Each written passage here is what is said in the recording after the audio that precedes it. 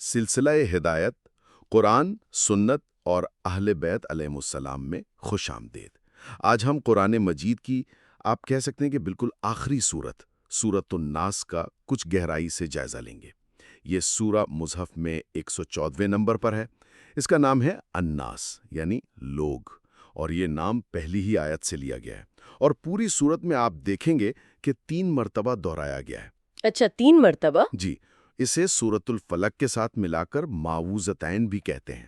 جی سنا ہے، یعنی پناہ مانگنے والی 2 صورتیں۔ بالکل، کیونکہ دونوں ہی آووز یعنی میں پناہ مانگتا ہوں سے شروع ہوتی ہیں۔ تو یہ مختصر سی صورت ہے، 6 آیات ہیں اس میں، اور اس کا جو مرکزی پیغام ہے وہ ہے اللہ کی پناہ میں آنا، خاص طور پر ان وسوسوں سے، ان برے خیالات سے جو آپ کہہ لیں کہ پوشیدہ طور پر دل میں ڈالے جاتے ہیں۔ آج ہم آیت اللہ مکارم شیرازی اور علامہ محسن نجفی صاحب کی تفاسیر کی روشنی میں یہ سمجھنے کی کوشش کریں گے کہ یہ چھوٹی سی صورت کیسے ہر قسم کی مخفی گمراہیوں کے خلاف آپ سمجھے ایک مکمل ڈھال فراہم کرتی ہے۔ اچھا، تو یہ سورۃ الناس مدنی ہے کہ ابھی بیان کیا جاتا ہے؟ کہا جاتا ہے کہ ایک یہودی نے رسول خدا صلی اللہ علیہ وآلہ وسلم پر جادو کرنے کی کوشش کی تھی۔ اوہ، اچھا، یہ وہ مشہور واقعہ ہے۔ جی، جس سے آپ صلی اللہ علیہ وآلہ وسلم جسمانی طور پر کچھ بیمار سے ہو گئے۔ تب حضرت جبرائیل علیہ السلام یہ 2 صورتیں یعنی سورۃ الفلق اور سورۃ الناس لے کر نازل ہوئے، اور ان کی برکت سے آپ صلی اللہ علیہ وآلہ وسلم کو شفا ملی۔ اگرچہ میں نے سنا ہے کہ اس روایت پر کچھ بحث بھی ہے۔ جی بالکل، اس روایت کی تفصیلات پر اور نبی پر جادو کے اثر کی نوعیت کیا تھی، اس پر اہل علم میں گفتگو موجود ہے۔ لیکن آپ کہہ سکتی ہیں کہ یہ واقعہ ان صورتوں کی جو حفاظتی اہمیت ہے اسے ضرور اجاگر کرتا ہے۔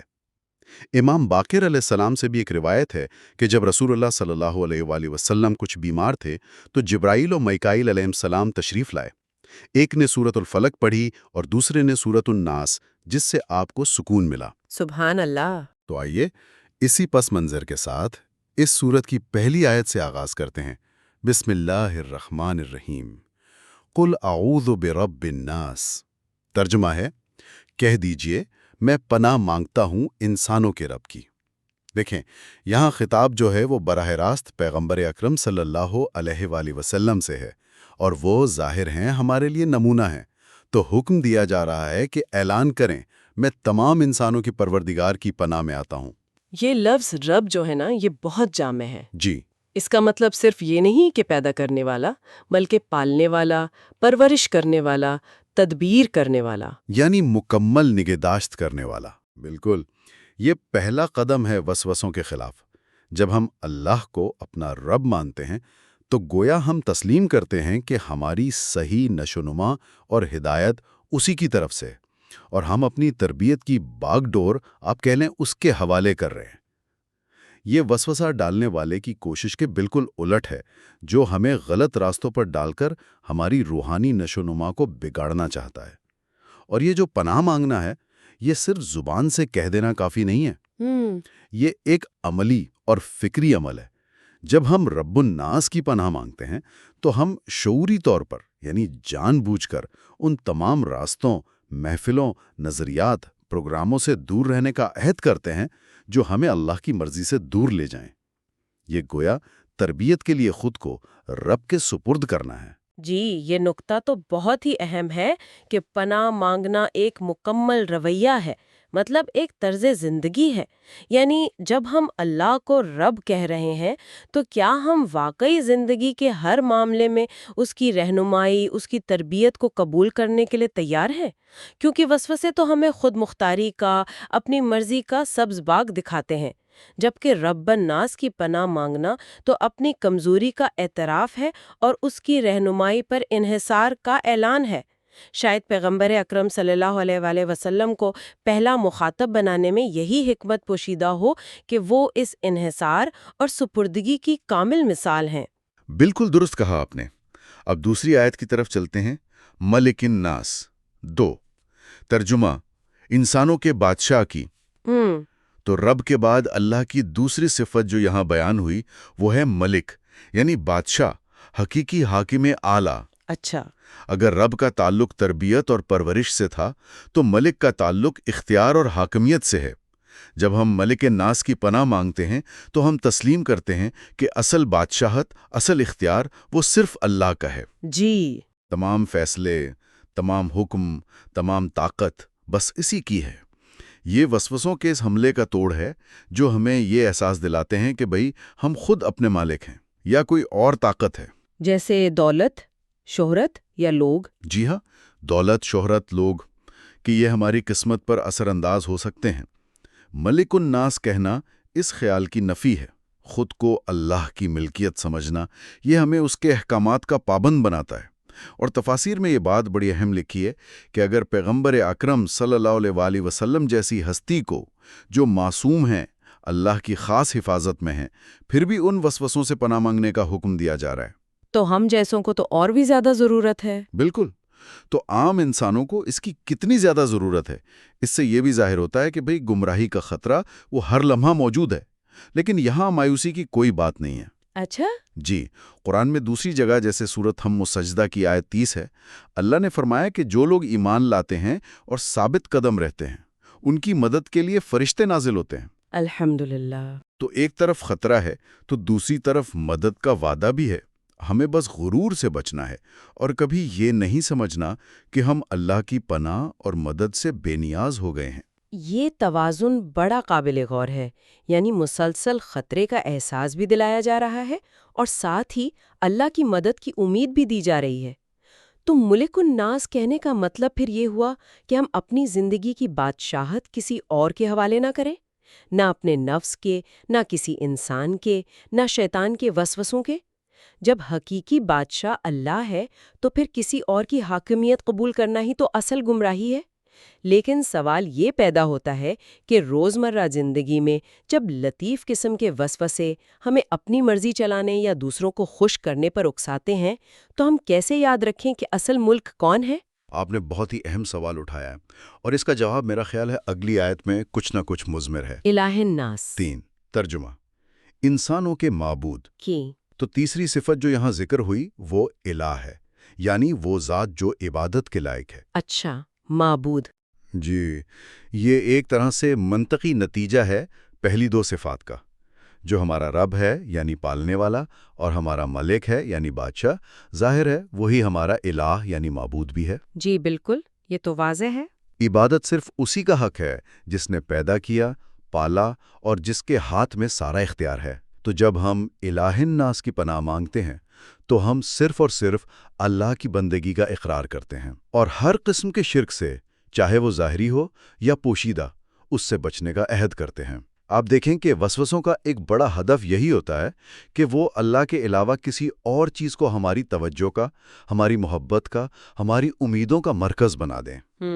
وہ کسی خواہش کو، کسی شخص کو، کسی نظریے کو ہمارے لیے ایک طرح سے الہ بنا کر پیش کرتے ہیں، یعنی معبود کی جگہ دے دیتے ہیں۔ بالکل۔ لہٰذا الہ الناس کی پناہ مانگنا دراصل توحید خالص پر قائم رہنے کا اور اپنی تمام تر عبادات، امیدیں اور وفاداریاں صرف اللہ کے لیے مخصوص کرنے کا اعلان ہے۔ یہ تین صفات رب، ملک، الہ، یہ مل کر ایک مکمل حصار، ایک قلعہ بنا دیتی ہیں۔ واقعی ان تین صفات میں ایک بڑا خوبصورت منطقی تسلسل اور گہرائی ہے۔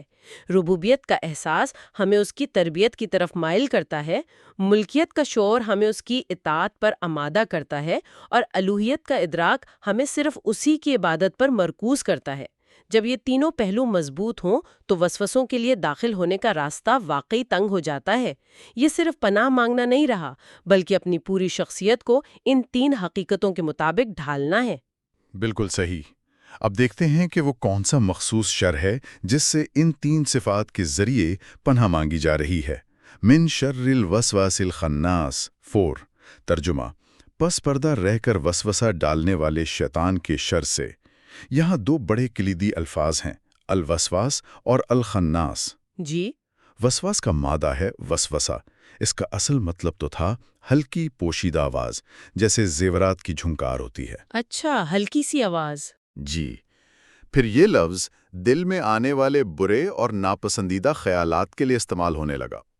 وہ خیالات جو چھپکے سے ڈالے جاتے ہیں، یہاں الوسواس سے مراد خود وسوسہ ڈالنے والا ہے، یعنی شیطان۔ یعنی وسوسہ پیدا کرنے والا۔ جی، فائل کے معنی میں۔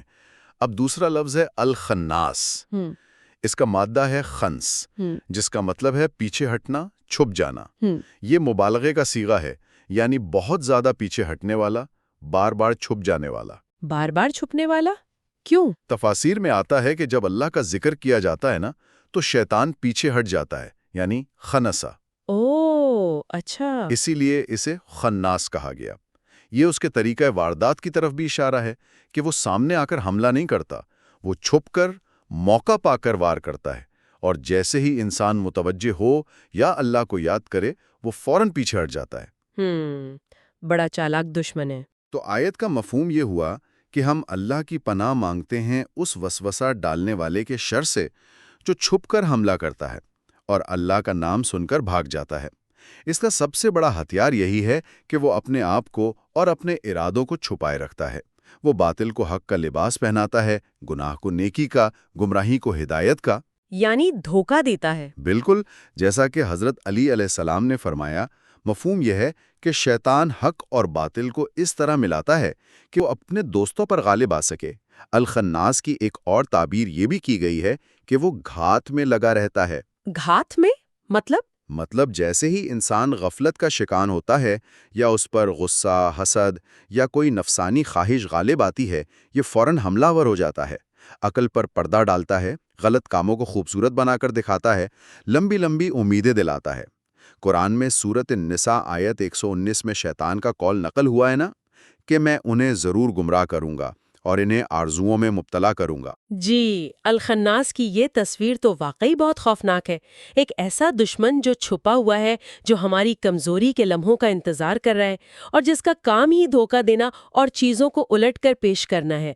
یہ بات بھی بڑی اہم لگی کہ وہ اللہ کے ذکر سے بھاگتا ہے۔ اس میں تو ہمارے لیے واضح ہدایت ہے کہ اس پوشیدہ دشمن کا مقابلہ ذکر الہی اور مسلسل آگاہی سے ہی ممکن ہے۔ لیکن پھر وہی سوال کہ جب وہ ہمارے اپنے خیالات کی شکل میں وسوسہ ڈالتا ہے تو اسے پہچانے کیسے؟ یہ تو بہت مشکل لگتا ہے۔ یہ پہچاننا واقعی مشکل ہے، اور شاید اسی لیے اللہ کی پناہ مانگنے پر اتنا زور دیا گیا ہے۔ اگلی آیت اس وسوسے کے مقام کو، یعنی وہ کہاں حملہ کرتا ہے، اسے مزید واضح کرتی ہے۔ الذی یوسوس فی صدور الناس، ترجمہ، جو لوگوں کے دلوں میں وسوسہ ڈالتا ہے۔ یہ آیت جو ہے، یہ الوسواس الخناس کی صفت بیان کر رہی ہے کہ وہ کہاں وسوسہ ڈالتا ہے۔ جواب ہے فی صدور الناس، لوگوں کے سینوں میں۔ سینوں میں یعنی دلوں میں؟ جی، صدر یعنی سینہ، یہ لفظ عام طور پر دل یا انسان کے اندرونی مرکز شعور و ارادے کے لیے استعمال ہوتا ہے۔ یعنی یہ حملہ براہ راست انسان کی سوچ پر، نیت پر اور جذبات پر ہوتا ہے۔ اوہ، یہ کوئی بیرونی حملہ نہیں ہے؟ نہیں، یہ اندرونی ہے۔ شیطان خیالات کو اس طرح دل میں ڈالتا ہے کہ انسان بعض اوقات اسے اپنی ہی سوچ سمجھ بیٹھتا ہے۔ یہی تو سب سے خطرناک بات ہے۔ بالکل، یہی اس کا سب سے خطرناک پہلو ہے۔ وسوسہ اور صدور کا اکٹھا ذکر اس حملے کی پوشیدگی اور اندرونی نوعیت کو اور گہرا کر دیتا ہے۔ یہ وہ جگہ ہے، یعنی دل یا سینہ، جہاں نیتیں بنتی ہیں، فیصلے ہوتے ہیں، ایمان جگہ پاتا ہے۔ شیطان اسی مرکزی کنٹرول روم کو ہدف بناتا ہے۔ حملہ گاہ کا تعین سینوں کے اندر، یہ تو اس جنگ کی شدت اور نزاکت کو بہت بڑھا دیتا ہے۔ یہ باہر کی جنگ نہیں، یہ تو اپنے ہی اندر کی جنگ ہے۔ اس سے یہ احساس ہوتا ہے کہ اپنے دل و دماغ کی حفاظت کتنی ضروری ہے۔ ایمان، تقوی اور اللہ کا ذکری شاید وہ قلعہ بندی ہے جو اس اندرونی حملے سے بچا سکتی ہے۔ بالکل درست فرمایا۔ اور اب آخری آیت یہ واضح کرتی ہے کہ یہ وسوسہ ڈالنے والے ہیں کون؟ کیا صرف ایک ہی قسم کے ہیں؟ من الجنت والناس 6، ترجمہ، وہ جنات میں سے ہوں یا انسانوں میں سے۔ یہ آیت پچھلی آیات کی ایک طرح سے وضاحت کر رہی ہے کہ الوسواس الخناس، جو لوگوں کے دلوں میں وسوسے ڈالتا ہے، وہ کون ہے؟ جواب دیا، وہ جنوں میں سے بھی ہو سکتا ہے اور انسانوں میں سے بھی۔ انسانوں میں سے بھی؟ جی ہاں، یہ ایک انتہائی اہم نکتہ ہے۔ اکثر لوگ شیطان یا وسوسے کا ذکر سن کر صرف غیر مرئی جناتی مخلوق کا تصور کرتے ہیں، لیکن قرآن واضح کر رہا ہے کہ انسان بھی شیطانی کردار ادا کر سکتے ہیں۔ وہ بھی وسواس و خناس ہو سکتے ہیں۔ یہ تو بہت بڑی بات ہے۔ جی، سورۃ الانعام کی آیت 112 میں بھی فرمایا گیا، مفہوم ہے۔ اور اسی طرح ہم نے ہر نبی کے لیے جن و انس کے شیطانوں کو دشمن قرار دیا جو ایک دوسرے کو دھوکہ دینے کے لیے چکنی چپڑی باتوں کا وسوسہ ڈالتے ہیں۔ تو انسانی شیطان بھی ہوتے ہیں۔ یہ کون ہو سکتے ہیں؟ مطلب عملی زندگی میں؟ دینے والے لوگ، یہ سب انسانی وسوس خناس کے زمرے میں آ سکتے ہیں۔ ایک حدیث نبی کا مفہوم بھی ہے کہ مومن کے دل میں گویا دو کان ہیں، ایک میں فرشتہ نیکی کا الہام کرتا ہے اور دوسرے میں شیطان وسوسہ ڈالتا ہے، اور اللہ فرشتے کے ذریعے مومن کی تائید فرماتا ہے۔ امام جعفر صادق علیہ السلام سے بھی ایک طویل روایت منقول ہے جس کا خلاصہ یہ ہے کہ جب گناہگاروں کی توبہ قبول ہونے والی آیت آل عمران 135 نازل ہوئی تو ابلیس بہت پریشان ہوا۔ اچھا، اس نے اپنا لشکر جمع کیا۔ وسوس خناس نامی شیطان نے ایک منصوبہ پیش کیا۔ کیا منصوبہ تھا؟ اس نے کہا کہ میں لوگوں کو وعدوں اور آرزوؤں میں الجھا کر گناہ کرواؤں گا، اور جب وہ گناہ کر لیں گے تو انہیں توبہ کرنا بھلا دوں گا۔ استغفر اللہ، توبہ بھلا دوں گا؟ جی، ابلیس نے اس کا یہ منصوبہ قبول کیا اور یہ ذمہ داری اسے سونپ دی۔ یا اللہ، یہ آخری آیت تو واقعی آنکھیں کھول دینے والی ہے۔ خطرہ صرف غیر مری دنیا سے نہیں ہے بلکہ ہمارے ارد گرد، ہمارے معاشرے میں، ہمارے تعلقات میں بھی موجود ہے۔ انسان بھی وسوسہ ڈالنے والے بن سکتے ہیں۔ یہ بات تو ہمیں بہت زیادہ محتاط رہنے پر مجبور کرتی ہے کہ ہم کس کی صحبت میں بیٹھتے ہیں، کس کی باتیں سنتے ہیں، کون سے نظریات قبول کرتے ہیں۔ اب سوال صرف جناتی شیطان سے پناہ مانگنے کا نہیں رہا، بلکہ انسانی شکل میں موجود وسواس خناس سے بھی ہوشیار رہنا ہے اور ان کے شر سے بھی اللہ کی پناہ مانگنی ہے۔ اور امام صادق علیہ السلام والی روایت میں وہ توبہ بھلا دینے کا نقطہ، وہ بھی بہت غور طلب ہے، یعنی اللہ کی رحمت سے مایوس کرنا یا توبہ کو غیر اہم بنا دینا، یہ بھی شیطانی حربہ ہے۔ بالکل۔ تو خلاصہ کلام یہ ہوا کہ سورۃ الناس ہمیں اللہ کی 3 بنیادی صفات، ربوبیت، مالکیت اور الوہیت، ان کا واسطہ دے کر پناہ مانگنے کا طریقہ سکھاتی ہے۔ اور جس چیز سے پناہ مانگنی ہے وہ ہے الوسواس الخناس، یعنی وہ پوشیدہ وسوسہ ڈالنے والا جو اللہ کا ذکر سن کر پیچھے ہٹ جاتا ہے، جو ہمارے دلوں میں خیالات ڈالتا ہے اور جو جنوں میں سے بھی ہو سکتا ہے اور انسانوں میں سے بھی۔ اس ساری گفتگو کے بعد ذہن میں ایک نقطہ سا آ رہا ہے جی، کہ چونکہ یہ وسواس خناس اتنے پوشیدہ انداز میں کام کرتے ہیں، حق و باطل کو ملا کر، اور بس اوقات ہمارے اپنے خیالات کا روپ دھار کر ہم پر اثر انداز ہوتے ہیں، چاہے ان کا تعلق جنات سے ہو یا انسانوں سے، تو شاید ان سے بچاؤ کا سب سے مؤثر طریقہ صرف زبان سے پناہ مانگنا ہی نہیں ہے، بلکہ اس کے ساتھ ساتھ ایک گہری بصیرت اور مستقل احتساب کا راستہ اپنانا ہے۔ بصیرت اور احتساب؟ جی، یعنی اپنے ہر خیال کو، ہر بیرونی اثر کو مسلسل قرآن اور اہل بیت علیہ السلام کی جو واضح تعلیمات ہیں ان کی کسوٹی پر پرکھتے رہنا، تاکہ سچ کو جھوٹ سے اور الہام کو وسوسے سے الگ کرنے کی صلاحیت پیدا ہو۔ یہ جو مسلسل بیداری ہے، یہ پرکھ ہے، شاید یہی اللہ کی پناہ حاصل کرنے کا عملی طریقہ ہے۔ کیا خیال ہے؟